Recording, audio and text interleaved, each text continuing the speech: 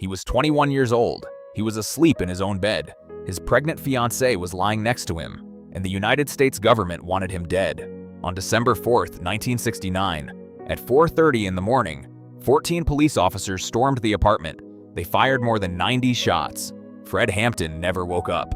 I'm your host. This is Legends Untold, story number 13. Fred Hampton was born on August 30th, 1948, in Chicago, Illinois. He grew up in Maywood, a working suburb on the west side, the kind of neighborhood where nothing was handed to you and you had to fight for everything, even a swimming pool. At 17 years old, Hampton was elected president of the Maywood chapter of the NAACP Youth Council. Not elected to be a symbol, elected to do work. He organized a campaign to open the local public swimming pool to black children. The city kept it segregated. Hampton kept pushing. He won. At 19, he joined the Black Panther Party. Within a year, he was the chairman of the Illinois chapter. He was 20 years old. People who knew him described the same thing. The voice, the presence, the way he could walk into a room, any room, and make everyone in it feel like the revolution was possible. He had a line he used over and over: "I am a revolutionary." He wasn't using it as a slogan, he meant it as a fact. What set Fred Hampton apart was not just what he believed, it was what he built. The Black Panther Party's free breakfast for children program was feeding 3,500 kids a week in Chicago. Before school, every morning, eggs, toast, milk, for children who would have gone hungry. Hampton brokered peace between the Blackstone Rangers and other Chicago gangs, sat down with rival factions, convinced them that fighting each other was working for the system, not against it. In a city where gang truces were impossible, Hampton made them happen. And then he did something that terrified the most powerful law enforcement agency in American history. He built a coalition. Hampton united the Black Panther Party with the Young Lords, a Puerto Rican street organization. And then he went further. He brought in the Young Patriots, a group of poor white Appalachian migrants living in uptown Chicago. Black, brown, white, together. He called it the Rainbow Coalition. Black Panther, Young Lord, Young Patriot, standing next to each other, feeding the same children, organizing the same blocks. The FBI called it the greatest threat to internal security in America. J. Edgar Hoover had been running the FBI for over 40 years. He had wiretapped Martin Luther King. He had tried to blackmail him. He had watched the civil rights movement grow and decided that black political power was an existential threat to the United States government. He had a program for that. COINTELPRO, the counterintelligence program, officially secret, designed to infiltrate, disrupt, and destroy black organizations by any means necessary. Hoover wrote a memo in 1967 ordering agents to prevent what he called the rise of a, quote, messiah, who could unify and electrify the black community. Fred Hampton was 20 years old and feeding children breakfast. Hoover assigned an informant, William O'Neill, 21 years old himself, arrested for car theft, facing federal charges. FBI agents offered him a deal: infiltrate the Black Panthers in Chicago or go to prison. He took the deal. O'Neill got close, very close. He became Hampton's bodyguard, his trusted inner circle.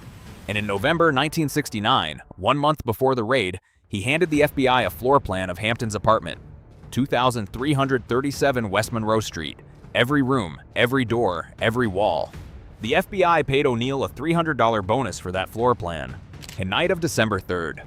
Hampton had been speaking at a rally at Northwestern University. He came home. He ate. He went to bed. Deborah Johnson, 8 months pregnant with his child, lay down beside him. Witnesses in the apartment later said Hampton fell asleep mid-sentence. Something was wrong. He could not be woken. It would later be confirmed. The Kool-Aid at dinner had been drugged. Seconal, a powerful barbiturate, had been slipped into his drink by William O'Neill. At 4:30 in the morning on December 4th, 1969, 14 officers from the Cook County State's Attorney's Office burst through the door. They fired 99 shots into that apartment. The Black Panthers fired one, possibly accidentally, from a dying man. Mark Clark, the Peoria chapter leader, was killed immediately. Fred Hampton was shot twice in the head while lying in his bed. Deborah Johnson was dragged out of the room. A police officer looked at Hampton's body and said, "He's good and dead now." She was 8 months pregnant. She survived. The Chicago Police Department called it a shootout.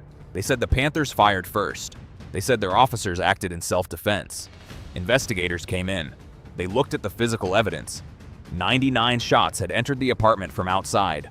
The one Panther bullet, the one, may have come from a dead man's involuntary reflex. It wasn't a shootout. It was an execution. The Cook County coroner found barbiturates in Hampton's blood. He didn't use drugs. Everyone who knew him said so. The source was the Kool-Aid. The FBI paid William O'Neill an additional $300 bonus after the raid.